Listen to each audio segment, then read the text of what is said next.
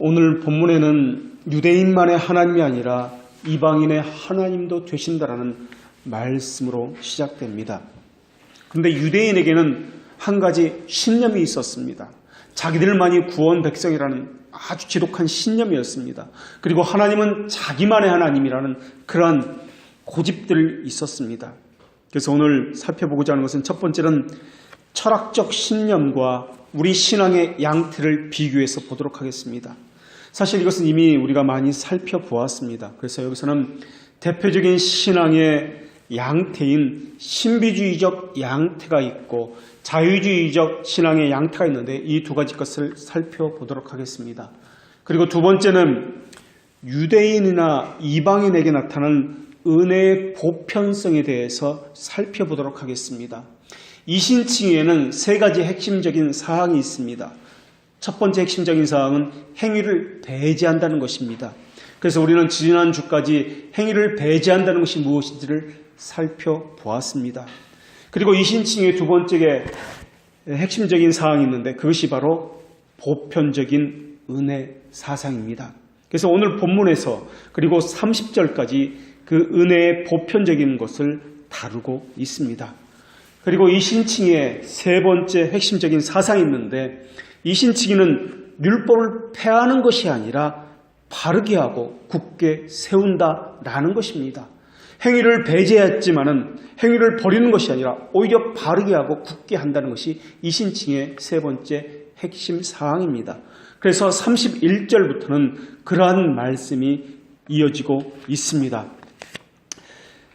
이 신칭의 교리는 율법을 폐하는 게 아니라 굳게 세운다는 것인데 이것은 30절, 31절 이후에 다루도록 하겠습니다. 그런 후에 세 번째, 그렇다면 우리는 어떻게 할 것인가 하는 것을 살펴보겠습니다. 첫 번째 다루고자 하는 것은 우리 신앙 가운데 유대인들처럼 철학적 신념의 양태가 무엇이 있느냐 하는 것입니다. 유대인들은 자신의 신념으로 신앙생활을 했습니다. 하나님은 오늘 본문을 통해서 이런 질문을 하셨습니다. 하나님은 다만 유대인의 하나님이시냐? 라는 질문입니다. 유대인들은 관습적으로 하나님은 우리만의 하나님이다. 이방인의 하나님은 아니다라는 인식이 아주 뿌리 깊게 자리 잡고 있었습니다. 그래서 유대인의 신앙생활에 대해서 2세기에 활동했던 랍비 시므온이라는 사람이 말한 것에서 자신들의 생각들이 어떤 것인지 잘 드러납니다. 랍비 시므온이라는 사람은 이렇게 이야기했습니다. 하나님은 이스라엘 백성에게 말씀하셨다. 나는 세상의 온 모든 사람들을 지배하는 하나님이지만 나는 너희하고만 나의 이름으로 교제하였다.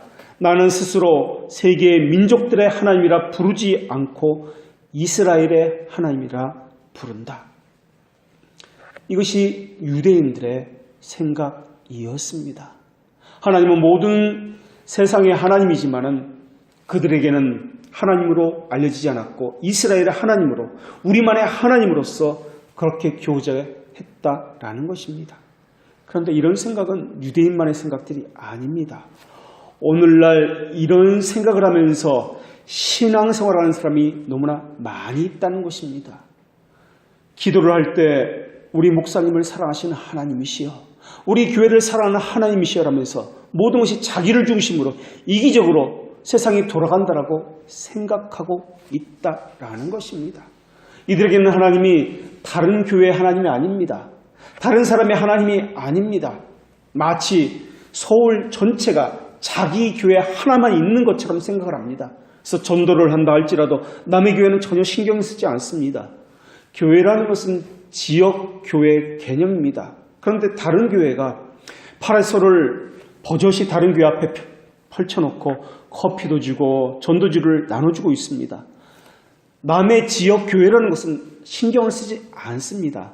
아파트마다 돌아다니면서 전도지를 주고 또 교회 주보를 문틈마다 쑤셔넣고서 또 대형버스로 주일 아침이고 새벽이고 서울 전역을 돌아다니면서 사람들을 태우고 자기 교회로 데리고 갑니다.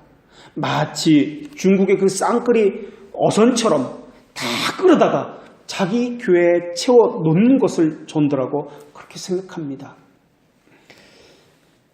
우리 모두의 하나님이라는 생각 자체를 하지 않는다라는 것입니다.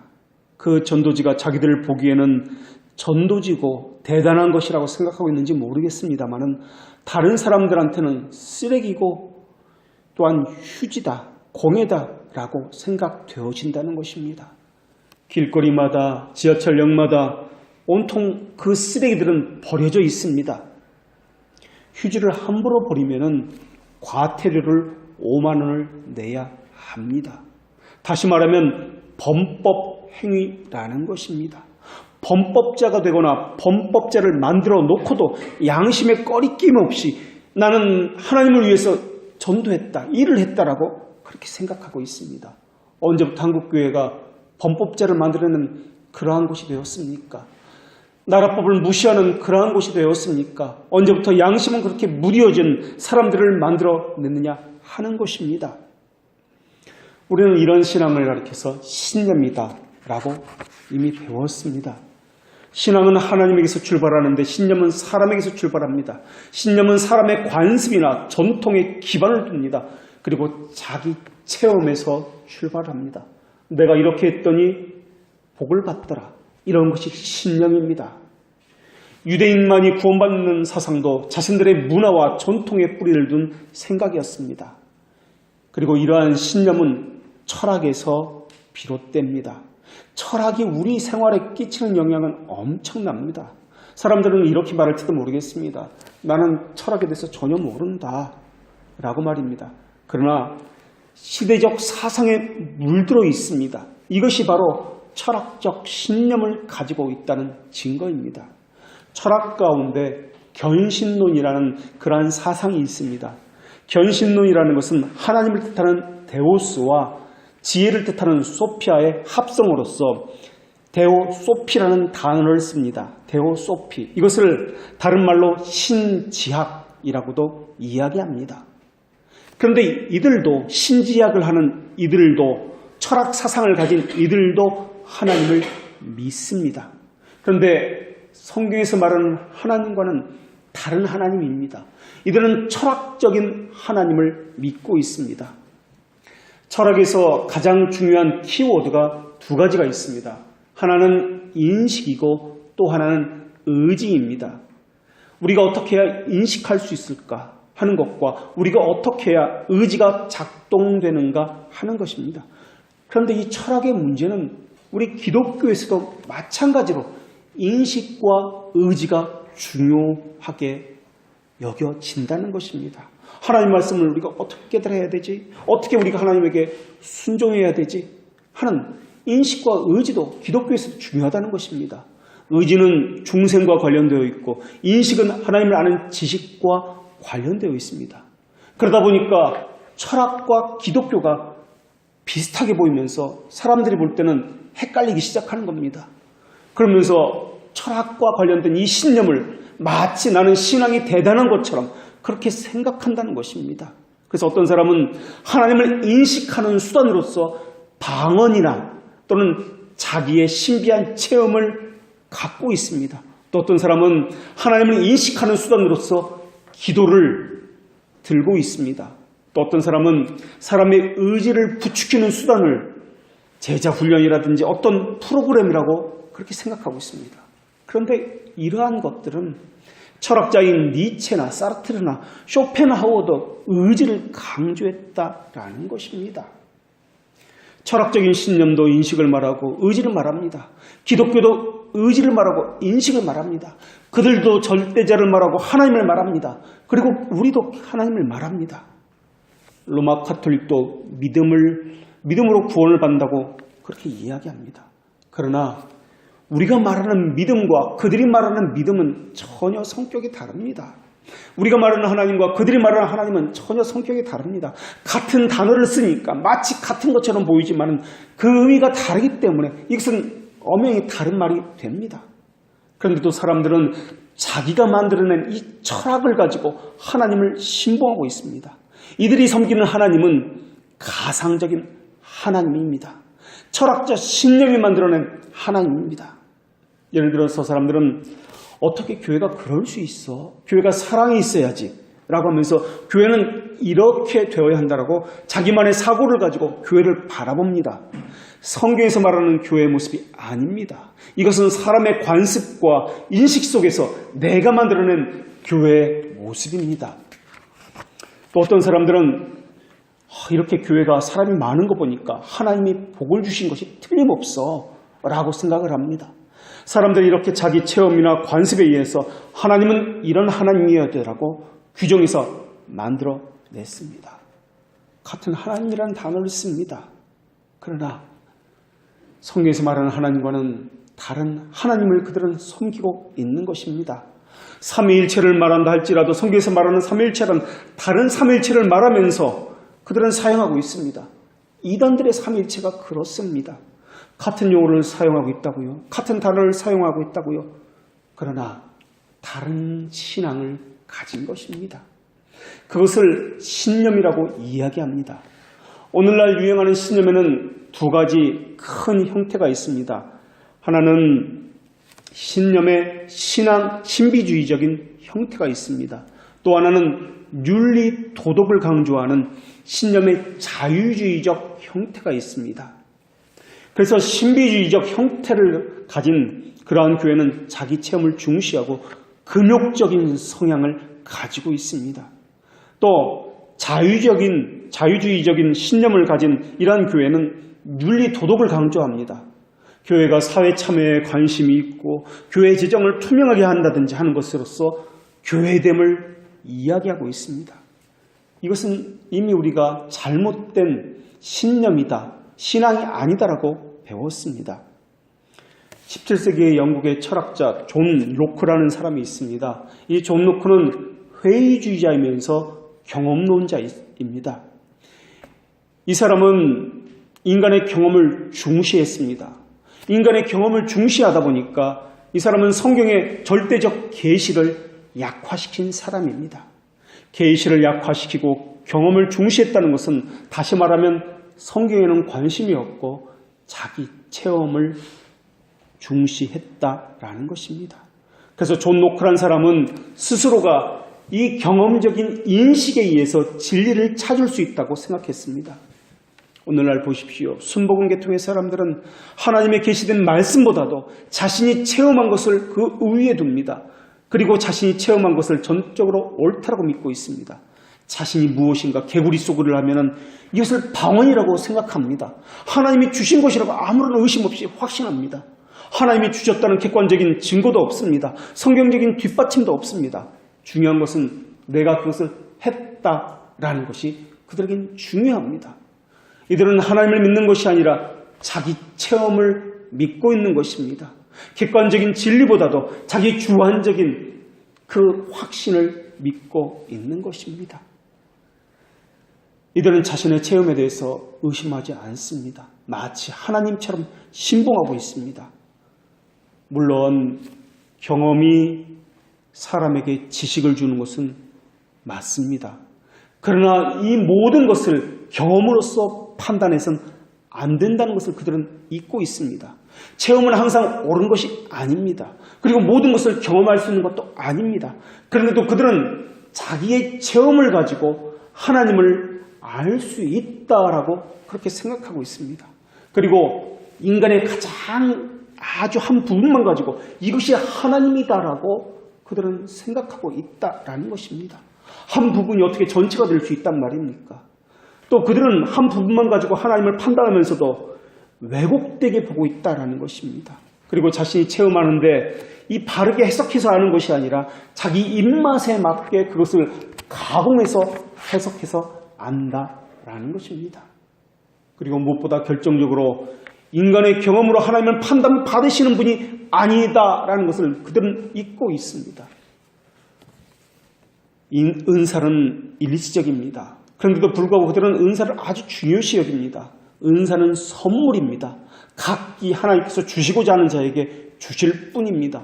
그리고 은사는 교회를 위해서 주신 것이지 자기 개인을 위해서 주신 것이 아닙니다. 그들은 은사나 체험을 가지고 교회의 덕이나 공공의 질서를 위해서 사용한 것이 아니라 자기 유익을 위해서 사용합니다. 그리고 그것을 믿음의 척도다라고 생각을 하고 있습니다. 또 사람들은 그것을 계속해서 자신들이 유지할 수 있다라고 생각합니다. 또 하나님이 주시지 않는다 할지라도 사람이 어떤 방법을 가지고 행하면 그것을 가질 수 있다 여기고 있습니다. 또 그 은사를 그 방법에 의해서 계속 유지할 수 있다라고 가르치고 있다라는 것입니다. 이것은 달리 말하면 자기가 경험하지 않으면 하나님을 믿지 않겠다는 태도입니다. 자기에게 이익이 되지 않으면 어떤 것도 받아들이지 않겠다는 태도입니다. 이러한 태도는 극단적인 이기주의를 낳습니다. 이런 것에서 나온 것이 바로 철학적인 신념입니다. 존 노크는 인간의 정신은 경험 이전에는 백지 상태에 있었다고 이야기합니다. 그리고 인간의 모든 지식은 경험을 통해서 얻어진다고 이야기했습니다. 경험이라는 것은 내가 보고 듣고 오감으로 체험한 것을 이야기합니다. 존 노크가 말하는 이 경험에는 두 가지 것이 있습니다. 하나는 감각이고 또 하나는 반석입니다. 감각이라는 것은 외부 세계에서 체험할 수 있는 대상들을 이야기합니다. 반성이라는 것은 내가 내적으로 마음에 비춰지는 것들을 이야기합니다. 우리는 감각에 의해서 이것은 희다, 이것은 짜다, 달다, 이것은 둥글다, 네모나다 등의 관심을 가지고 이 인상이 새겨지게 됩니다.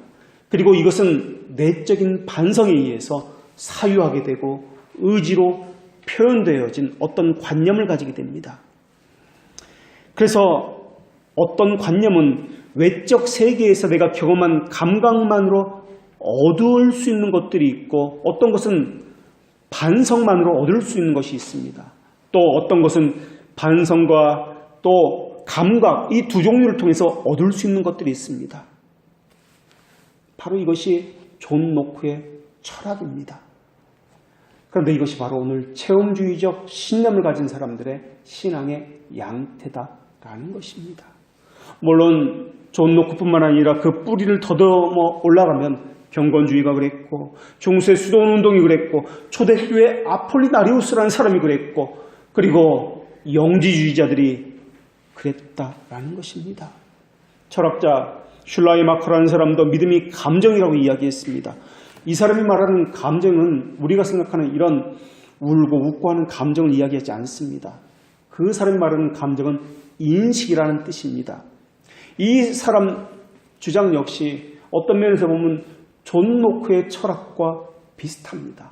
내가 체험하여 인식하여 얻어낸 하나님, 이것이 그들이 말하는 신앙이다라는 것입니다. 인식을 도구로서 하나님을 만날 수 있다라는 것입니다. 이때 이 인식은 도구가 될 수 있으며 믿음이 되는 것입니다. 그들에게 믿음은 바로 인식입니다. 오늘날 이런 생각을 하는 사람들이 너무나 많이 있습니다. 어떤 사람은 자기 체험이라는 이 인식의 도구로서 하나님을 만납니다. 어떤 사람은 방언이라든지 기도라는 도구로서 하나님을 만나고 있습니다. 어떤 사람은 심리학을 인식이라는 도구로서 하나님을 만납니다. 또 어떤 사람은 음악의 도구로서, 어떤 사람은 미술이라는 도구로서 하나님을 만날 수 있다고 가르치고 있습니다. 이렇게 하면 하나님을 만날 수 있다고. 사람들은 하나님을 만날 수 있는 도구들을 또한 고안해 내고 있습니다. 어떻게 사람이 하나님을 만날 수 있는 그 도구들을 인식을 가지고 하나님을 만날 수 있다는 그 자체를 생각할 수 있는지 모르겠습니다. 이들은 내가 직접 어떤 수단을 통해서 하나님을 만날 수 있다, 체험할 수 있다라는 것입니다. 그리고 그 체험을, 그 인식을 좋은 믿음이다라고 이야기합니다. 이것은 성경에서 말하는 신앙이 아닙니다. 이것은 철학입니다. 어떻게 보면 기독교 신앙과 비슷하게 보입니다. 그러나 자세히 보면 엄청난 차이가 있습니다. 같은 하나님을 이야기하고 같이 예배하고 같은 자리에서 기도하고 있으니까 마치 신앙이 좋은 것처럼 생각하지만 이것은 하나님과는 전혀 상관없는 신념이다라는 것입니다. 신앙은 하나님부터 주어진 진리에 근거합니다. 그러나 신념은 사람의 철학과 사람의 체험으로부터, 인식으로부터 시작합니다. 또 다른 오늘날에 유행하는 신념의 양태가 있는데 윤리적이고 도덕적인 것을 신앙이라고 여기는 그러한 신념들입니다. 이들은 윤리 도덕으로서 그 사람이 가진 신앙을 평가합니다. 그들의 생각은 목사가 얼마나 청렴하느냐, 얼마나 청렴하게 사느냐, 교회가 얼마나 사회에 기여하느냐, 이것을 가지고 참된 교회다, 거짓된 교회를 판단합니다. 19세기의 철학자 알브레이트 리치르라는 사람이 있었습니다. 리치르라는 사람은 자유주의 신학의 왕자다라고 불리는 사람인데, 이 사람이 강조한 것은 윤리와 도덕적인 기독교였습니다. 오늘날 강단에서 윤리적인 도덕적인 설교가 선포되고 있습니다. 이 설교를 자세히 들어보십시오. 여기에는 죄에 대한 용서와 하나님의 진노에 대해서는, 심판에 대해서는 전혀 없습니다. 조나단 에드워드 이후에 2차 대각성 운동부터는 이 부흥운동이 도덕운동으로, 윤리운동으로 변질되기 시작했습니다. 사람들은 교회가 부패했기 때문에 교회를 개혁해야 된다고 생각합니다. 그런데 그 개혁을 윤리, 도덕으로부터 찾고 있다는 것입니다.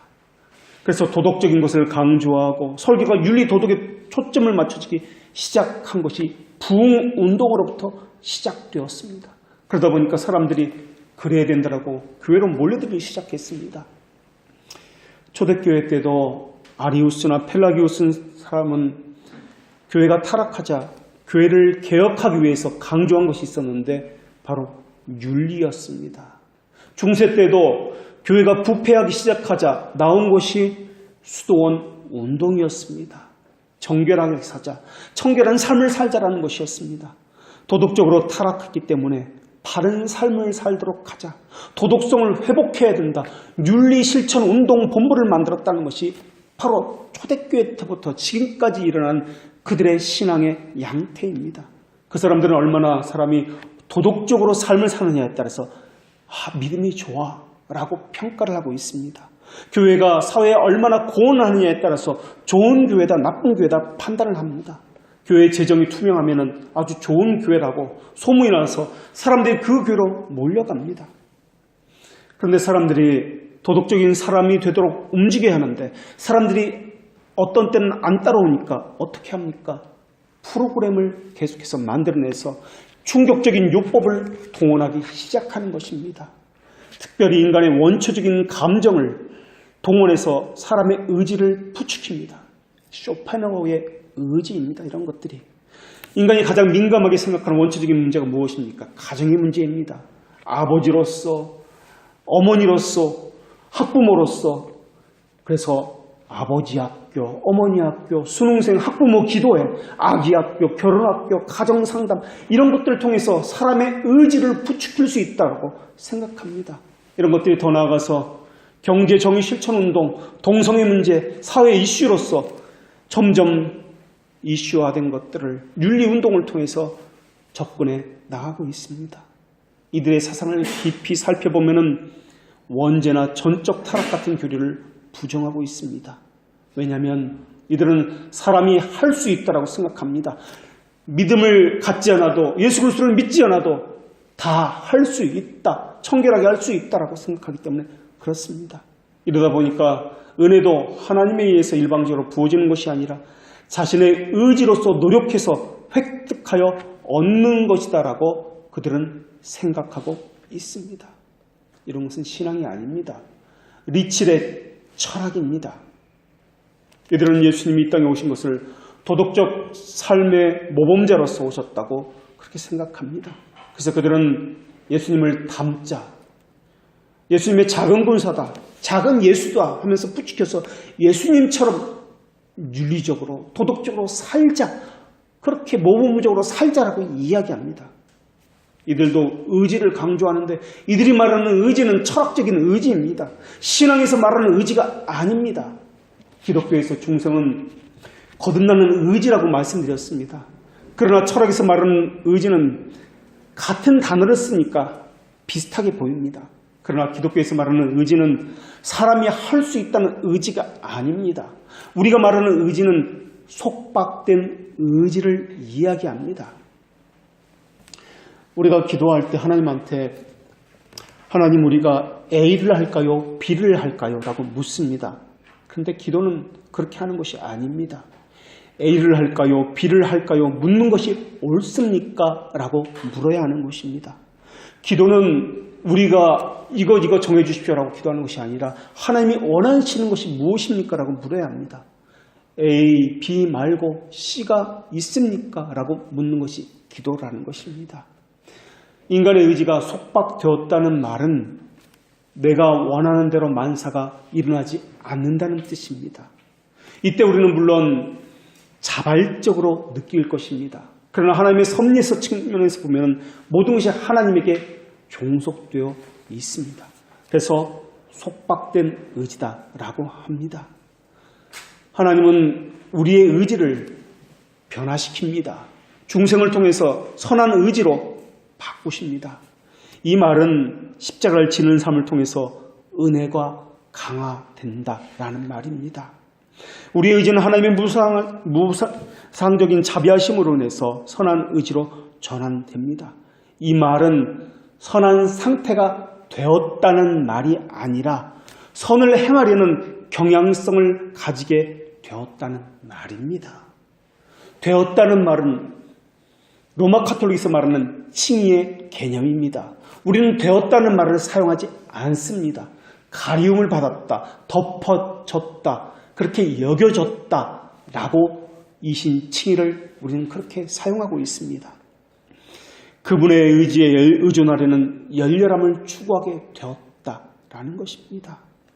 기독교에서 말하는 선한 의지로 바뀌었다는 것은, 의지를 가지게 되었다는 것은 그렇게 되었다가 아니라 그렇게 갈망한다라는 말입니다.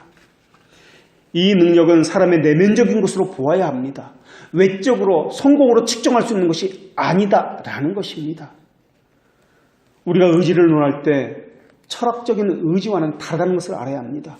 철학적인 의지는 외부에 방해가 있더라도 결심한 것을 모두 실행해서 완수하는 의지를 이야기합니다. 그러나 기독교의 의지는 완성이 아니라 판단과 선택과 의지의 경향성이 자유로우냐 하는 것을 묻고 있는 것입니다. 교회 역사는 지난 시간에도 말씀드렸지만 언제나 2000년 역사 동안 타락해 왔습니다. 교회 개혁은 윤리 개혁이 아니라 진리에 대한 것입니다. 그런데도 불구하고 유대인들은 자신의 신념으로 신앙생활을 해왔습니다. 그런데 하나님께서는 그 아집과 그 신념을 깨트려 버리시고 하나님께 돌아가도록 말씀하셨다라는 것입니다. 이제 두 번째 살핀 것은 은혜의 보편성입니다. 은혜의 보편성이라는 것은, 보편적인 은혜라는 것은 하나님은 유대인에게나 이방인에게나 오직 한 분뿐이시며 하나님께서 정하신 구원의 방법도 오직 하나뿐이다라는 말씀입니다. 은혜의 보편성은 누구든지 죄인이라는 사실로부터 시작됩니다. 은혜의 보편성이라는 말은 값없이라는 한 단어로 설명될 수 있습니다. 값없이라는 말, 우리에게서 기인하지 않았다라는 말입니다. 어떤 사람은 특수한 신분이나 특별한 종족이라고 생각을 합니다. 그래서 사회에서 사장님은 교회에서도 사장님입니다. 교회에서 장로님은 사회에서도 장로님으로 불려지고 있습니다. 혼동하고 있습니다. 또 어떤 사람은 특별한 종교적인 행위를 해야 구원받는다고 생각합니다. 어떤 사람은 믿음이 있어야 된다고 구원받을 수 있다고 생각합니다. 믿음으로 구원받는다. 이 말을 잘 생각해 보십시오. 믿음으로 구원받는다는 말이 맞습니다. 그러나 철학에서도 믿음을 도구로 구원받는다고 이야기합니다. 철학에서도 믿음으로 구원받는다. 우리도 믿음으로 구원받는다고 말합니다. 알브레트 리칠이 말하는 신앙은 믿음이 무엇인가 능력이 있다라는 것을 말하고 있습니다. 리칠이 말하는 이신칭의는 수동적인 은혜가 아닙니다. 수동적인 은혜라는 것은 하나님의 전적인 은혜로서 사람의 행위를 배제했다는 뜻입니다. 그러나 리칠이 말하는 이신칭의는 수동적인 이신칭의가 아니라 능동적입니다. 능동적 은혜라는 것은 자신이 기도나 겸손이나 무언가 선행을 통해서 종교적인 행위를 통해서 얻어낼 수 있는 것을 이야기합니다. 리치는 믿음이 수단이라는 말 자체를 믿음은 아무것도 아니다라는 말로서 보는 것이 아니라 믿음에는 무언가 능력이 있다, 힘이 있다라는 식으로 바라보고 있다는 것입니다. 이렇게 니칠처럼 믿음 자체에 무언가 대단한 힘이 있다, 믿음은 능치 못할 일이 없다라고 생각하는 사람들이 너무나 많이 있습니다. 믿음이 있으면 모든 것을 할 수 있다, 믿음이 무언가 큰 힘을 가지고 있고 중요한 역할을 하는 것처럼 생각하고 있는 사람들이 있습니다. 이러한 생각은 자유주의 신학자인 니칠이 말하는 믿음입니다. 이단들도 그렇고 자유주의 신학자들은 문자를 중시합니다. 그러나 우리가 성경을 해석할 때 단어에만 집중하지 말고 문맥을 통해서 또 고백서나 교리의 도움을 받아서 그 의미를 파악해야 합니다.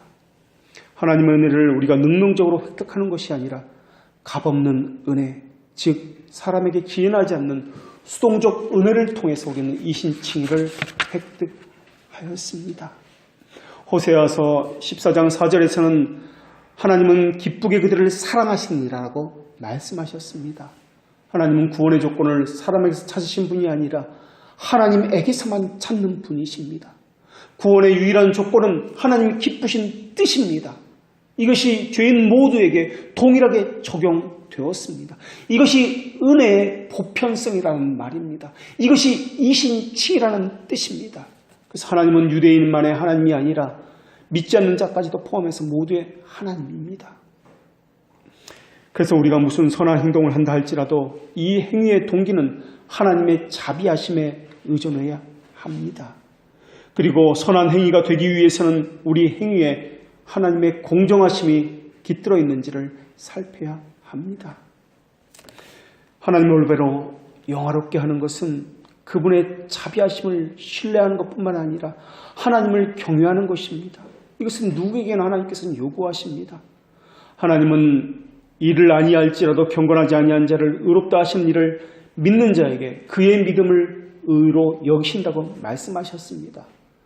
또 하나님은 갈라디아서를 통해서 사람이 의롭게 되는 것은 율법의 행위로 말미암지 않고 오직 예수 그리스도를 믿음으로 말미암다고 말씀하셨습니다.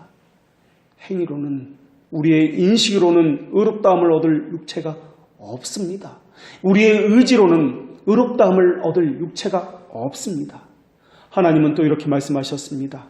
원하는 자로 말미암도 아니요 다른 박질로 말미암도 아니요 오직 긍휼히 여기시는 하나님으로부터 말미암음이니라. 우리가 신뢰하는 것은 우리의 두 손이 아닙니다. 우리의 손으로 하는 일은 우리를 구원할 수 없습니다. 그럼 우리는 어떻게 구원받아야 합니까? 하나님은 호세에게 이렇게 기록하게 하셨습니다. 고아가 주로 말미암아 긍휼을 얻었음이니이다. 힘없는 자가, 의지할 데 없는 자가 하나님에게서는, 그리스도에게서는 도무지 도움을 받을 길이 없는 완전히 절망에 빠진 자가 주의 긍휼을 얻는다는 뜻입니다. 이 말은 물질을 버리고 가난해진다는 말이 아니라 심령의 가난해짐을 이야기합니다.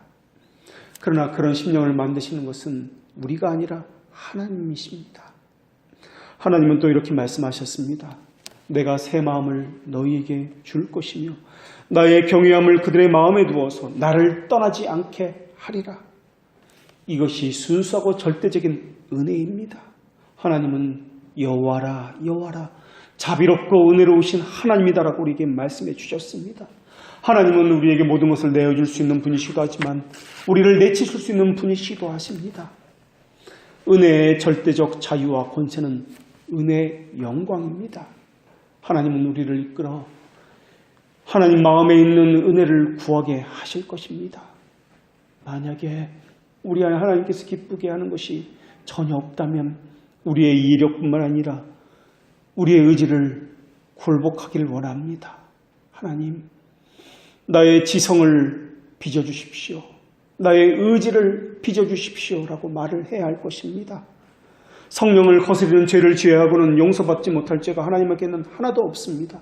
어떤 사람을 구원해서 배제할 어떤 조건도 하나도 없습니다. 그 사람의 지은 죄가 다른 사람에 비해서 적다고 하나님께 받아들이는 것이 아닙니다. 오히려 그러한 것은 은혜의 명성을 훼손하게 합니다. 은혜는 죄가 넘치기 때문에 기가 꺾이는 법도 없습니다. 하나님의 은혜는 하늘을 덮고도 남음이 있습니다. 이 세상의 모든 죄악을 덮고도 남음이 있습니다. 은혜에 의한 구별이라는 점에서 은혜는 전혀 차별이 없습니다. 구원을 받기 위해서 어떤 사람이 갖춰야 할 조건이란 없습니다. 하나님은 모든 사람에게 풍성한 분이기 때문에 그렇습니다. 하나님은 이렇게 말씀하셨습니다. 산들은 떠나며 언덕들은 옮겨질지라도 나의 자비는 너희에게서 떠나지 아니하노라. 하나님의 자비는 노아의 홍수 때처럼 신속하게 여러분을 뒤엎을 것입니다. 하나님이 여러분에게 시간과 건강을 주셨습니다. 왜 주셨습니까? 왜 하나님은 여러분에게 직업과 가정을 주셨습니까? 왜 땅이 여러분에게 열매를 맺어주고 있으며 왜 하늘은 여러분에게 우러볼 수 있는 하늘을 제공해 줄 수 있었으며 숨 쉴 수 있는 공기를 제공해 주어야 하는 것입니까? 왜 하나님은 여러분에게 먹고 마실 수 있는 여러 가지 것들을 주셔야만 했습니까? 오늘에도 데려가신다면 우리에게 있는 것은 우리 것이 아닌데 왜 하나님은 아직까지도 우리의 생명을 붙들고 계시느냐 하는 것입니다. 왜 땅은 우리의 죄악에 대해서 참고 있어야 하는 것입니까? 왜 하나님의 진노의 불기둥이 우리의 게으름에 대해서 아직도 기다리고 계셔야만 하는 것입니까? 왜 기다려주시고 왜 하나님은 견뎌주셔야만 하는 것입니까? 왜 우리가 이렇게 서로를 위해서 걱정해 주어야 하고 용서해 주고 기도해 주고 받아주고 용납해 주어야 하는 이유가 무엇이란 말입니까? 물론 사람은 그 누구도 고의적으로 악한 사람이 되려고 하지 않을 것입니다. 그 누구도 영원한 고통을 받으려고 스스로 하지 않을 것입니다. 그런데도 불구하고 왜 악한 사람이 생기는 것입니까?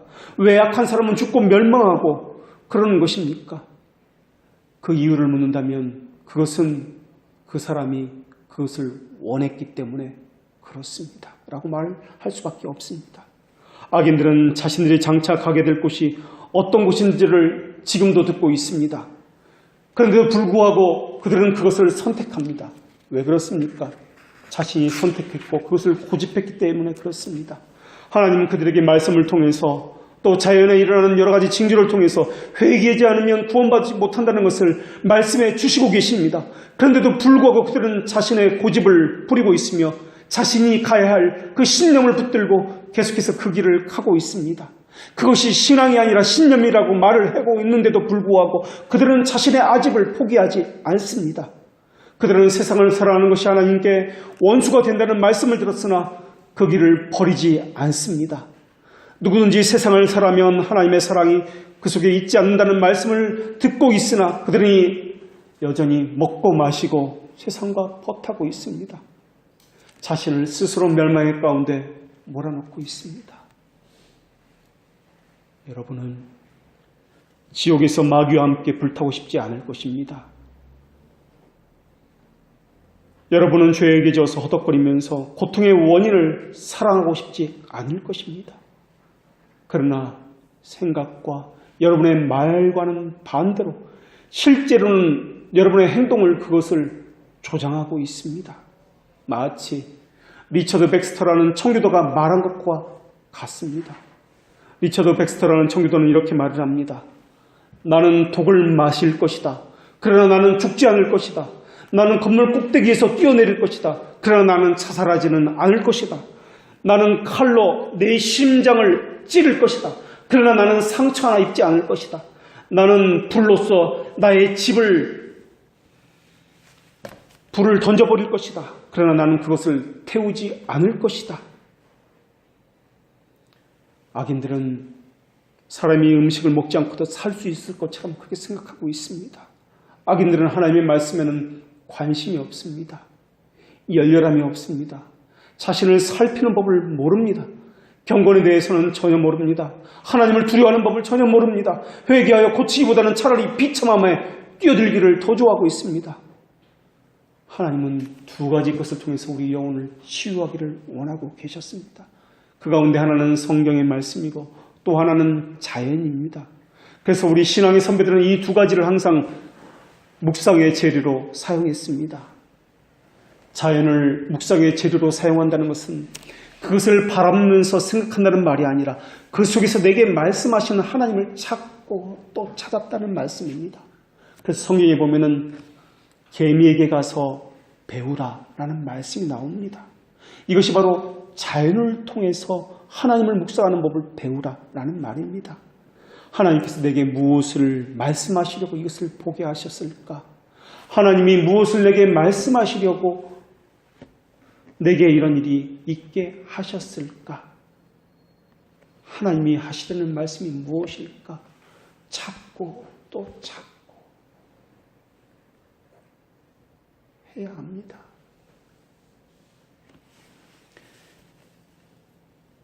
이것이 자연을 묵상하는 방법입니다. 묵상의 또 다른 재료는 성경을 묵상한다는 것인데 성경을 포함해서 해석된 말씀을 계속해서 되뇌이는 것을 의미합니다. 그런데 사람들은 좋은 설교를 찾아다니면서 수많은 설교를 들으려고 하고 있습니다. 이것은 묵상이 아닙니다. 자기 감정을 만져주고 자기 호기심을 채우려는 지적 욕구에 불과합니다. 이런 것은 신앙이 아니라 신념입니다. 수많은 설교자들의 설교를 찾아다니면서 들으려고 하는 것이 아니라 주일 예배를 통해서 들은 한 번의 말씀을 반복해서 듣는 것이 우리 신앙의 선배들이 우리에게 가르쳐준 묵상의 방법입니다. 일주일간 듣고 또 들어야 합니다. 그 들은 설교를 묵상하고 또 묵상해야 합니다. 충분히 소화해서 내 것으로 만들어내야 합니다. 그리고 그 말씀대로 살려고 몸부림을 쳐야 합니다. 말씀대로 살다가 넘어질 수도 있습니다. 실패할 수도 있습니다. 그러나 기독교에서 말하는 의지는 완성이 아니라는 것을 기억하실 것입니다. 이신칭의를 말하는 철학자들의 그 칭의는 완전을 말하지만은 우리는 완전이 아니라 그 마음의 성향을 말합니다. 그렇기 때문에 우리는 하나님에 의해서 다시 일어날 수 있게 되는 것입니다. 말씀을 많이 먹으려고 하지 마십시오. 먹은 것을 제대로 소화하려고 하는 것이 더 중요합니다. 이것이 청교도들에게 제시한 최고의 묵상 방법이었습니다. 내 자신의 신앙을 돌아보십시오. 내 신앙이 하나님의 진리에 근거한 신앙을 가졌는지 돌아보십시오. 사람은 멸망받지 않으려고 생각합니다. 유대인처럼 나의 하나님이니까, 나는 이렇게 교회에 앉아 있으니까, 나는 이렇게 오랫동안 신앙생활을 했으니까, 나는 직분을 가졌으니까, 나는 구원받은 백성이 확실해 라고 생각합니다. 이것은 신앙이 아니라 신념입니다. 오늘 본문에서도 유대인들은 그렇게 생각했습니다. 하나님의 말씀에서 비롯된 것이 아닙니다. 그들은 사역자나 경건한 성도들에게 변명을 늘어놓습니다. 그들은 하나님에게도 변명을 댈 것입니다. 심지어 하나님의 말씀 가운데 자기에게 유리한 구절들을 뽑아내어서 자신을 보호하려고 할 것입니다. 자기 편에서는 그럴 수밖에 없었다라고 수많은 이유들을 댈 것입니다. 그들은 말로써 하나님을 괴롭게 하고서도 우리가 언제 하나님을 괴롭게 하였습니까? 라고 반문할 것입니다. 그들은 교회를 괴롭게 하고서도 내가 언제 교회를 괴롭게 하였습니까? 나는 오히려 교회를 도와서 섬기려고 많이 수고했습니다. 라고 말을 할 것입니다. 하나님의 거룩한 이름을 멸시하는 제사장들은 이렇게 하나님에게 물었습니다. 우리가 어떻게 주의 이름을 멸시하였나이까? 그들은 주의 상을 더럽히고도 주의 제사를 더럽게 하고도 그들은 감히 이렇게 하나님에게 물었습니다. 우리가 어떻게 주를 더럽게 하였나이까? 하나님은 말라기 선지자를 통해서 이러한 수많은 경고들을 통해서 그들의 죄악을 드러내 주셨습니다. 그런데도 그들은 나는 아닙니다. 나는 구원받은 백성입니다. 수많은 변명과 수많은 자기 보호를 하나님 앞에 내세웠습니다. 이렇게 경고하고 이렇게 수없이 반복해서 말씀하셨는데도 말입니다. 그들을 심판하기 위해서 경고하시는 그 음성은 그들은 듣지 않습니다. 지옥의 심판에 대해서 핑가하지 못하도록 하기 위함이었는데도 그들은 귀를 막고 있습니다. 사람들이 하나님께 순종해야 하는 이유는 많이 있습니다. 그러나 불순종해야 하는 이유는 전혀 없습니다. 하나님은 에스겔 선지를 통해서도 이렇게 말씀하셨습니다. 그러나 이스라엘 족속은 이마가 굳고 마음이 강팍하여 너의 말을 듣고자 아니하리니 이는 말을 듣고자 아니함이라. 하나님은 하나님이 보내시는 이가 선포하는 말을 안 듣는 것을 하나님의 말씀을 안 듣는 것이다라고 그렇게 말씀하셨습니다. 이스라엘 백성은 이상할 정도로 눈이 멀었고 고집이 셌습니다. 그러나 하나님은 자비하신 하나님이라. 그런데도 불구하고 회개하라. 그러면 살리라. 회개하라. 그렇지 않으면 죽으리라고 계속 말씀하셨다는 것입니다. 그렇다면 여러분에게 묻겠습니다. 여러분은 하나님의 말씀을 펴서 읽거나 듣고 있습니까? 그리고 여러분이 듣고 있는 모든 설교가 여러분을 부르고 있다는 것을 알고 계십니까? 모든 설교의 내용과 방향이 여러분을 부르고 있고 설득하고 있고 회개하라고 촉구하고 있다는 것은 여러분 알고 계십니까? 거기다 수많은 성령님의 역사가 여러분을 부르고 있다는 것을 알고 계십니까? 때로는 여러분의 양심이 여러분을 부르고 있습니다. 하나님의 모든 역사도 여러분을 부르고 있습니다. 하늘이 하나님의 영광을 선포하고 궁창이 그 손으로 하신 일을 나타냅니다. 날은 날에게 말하고 밤은 밤에게 그 지식을 전하고 있습니다. 여러분에게 계속해서 모든 것을 통해서 하나님은 말씀하고 계십니다. 왜 공기가 여러분에게 호흡을 하고 있도록 아직도 배려해 주고 있는지 아십니까? 회개의 기회를 아직도 여러분에게 주고 있는지 그 이유를 여러분 아십니까? 하나님이 우리를 의인으로 받아지는 이유는 우리가 의인이기 때문이 아닙니다. 모두가 죄인이고 너무나 비참한 죄인이고 자격이 없기 때문에 그렇습니다. 그렇기 때문에 우리 안에 나는 유대인이다, 나는 구원받은 것이 확실하다는 마음이 있다면 이것을 버려야 할 것입니다. 여러분의 죽음과 죄를 기뻐하는 목자는 이 세상에 하나도 없을 것입니다. 다른 사람의 죄와 죽음을 기뻐하는 신자는 이 세상에 하나도 없을 것입니다. 하나님 앞에서 그러나 목자든 신자든 누구나 다 똑같습니다. 다 죄인입니다. 그러나 차이가 있습니다. 하나님 앞에 죄인임을 고백하는 자가 있고 그렇지 않은 자가 있다라는 것입니다. 하나님은 악인의 죽음을 기뻐하지 않습니다. 하나님의 언약을 의심하지 마십시오. 우리는 모두 하나님의 자비하심만을 의지하는 죄인입니다. 악인의 목표는 세속적인 즐거움이나 우리의 목표는 하나님의 자비하심입니다. 기도하겠습니다.